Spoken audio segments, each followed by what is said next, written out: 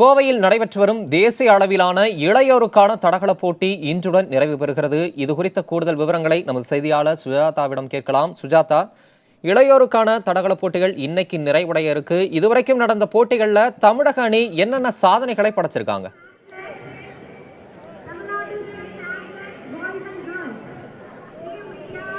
தம்பி தமிழரசன் 32வது தேசிய அளவிலான இளையோருக்கான தடகள போட்டி கோவையில் உள்ள நேரு விளையாட்டு மைதானத்தில் நடைபெற்றது. இந்த போட்டியில் கலந்து கொள்வதற்காக தமிழ்நாடு, கேரளா, கர்நாடகா உள்ளிட்ட 25 மாநிலங்களைச் சேர்ந்த 2300 வீரர் வீராங்கனைகள் இதில் பங்கேற்றிருந்தாங்க. குறிப்பாக 103 பிரிவுகளில் இந்த போட்டிகளானது நடைபெற்றது. தொடக்கம் முதலே, அதாவது கடந்த 10ஆம் தேதி முதல் இந்த போட்டிகளானது நடைபெறுகிறது. தற்பொழுது வரை இந்த போட்டிகளானது அனைத்து போட்டிகளும் நிறைவடைந்துள்ளது. முதல் பதக்கமாக, அதாவது 10ஆம் தேதி வெண்கல பதக்கத்துடன் தமிழக அணி தனது பதக்க வேட்டையை துவங்கியது. இதனைத் தொடர்ந்து 2 மற்றும் 3வது தினங்களில் பல்வேறு போட்டிகளில் தங்கம் மற்றும் வெள்ளி பதக்கங்களை குவித்து வந்தது. அப்போதைய சூழ்நிலையில் ஹரியானா அணி முன்னிலை வகித்தது.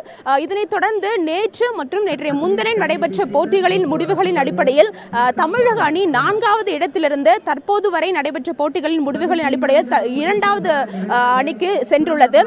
இதுவரை நடைபெற்ற போட்டிகளின் முடிவுகளின் அடிப்படையில் தமிழக அணியானது 21 தங்க பதக்கங்களையும் 11 வெள்ளி பதக்கங்களையும் 20 வெண்கல பதக்கங்களையும் பெற்று மொத்தம் 52 பதக்கங்களை குவித்துள்ளது. மதியம் 3 மணி வரை நிலவரப்படி தமிழக அணி 2வது இடத்தையும் கேரள அணி முதலிடத்தையும் பிடித்திருந்தது. இதனைத் தொடர்ந்து தற்பொழுது 400 மீட்டர் தொடரோட்ட போட்டிகள் நடைபெற்றது.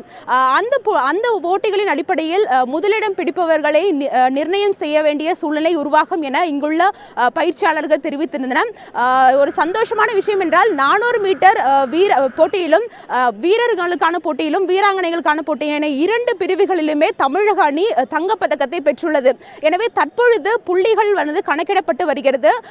இன்னும் சில நிமிடங்களில் யார் தேசிய அளவிலான தடகள இளையோர் போட்டியில் வெற்றி பெறும் வாய்ப்பை பெற உள்ளனர் என்ற அறிவிப்பை வெளியிட உள்ளன.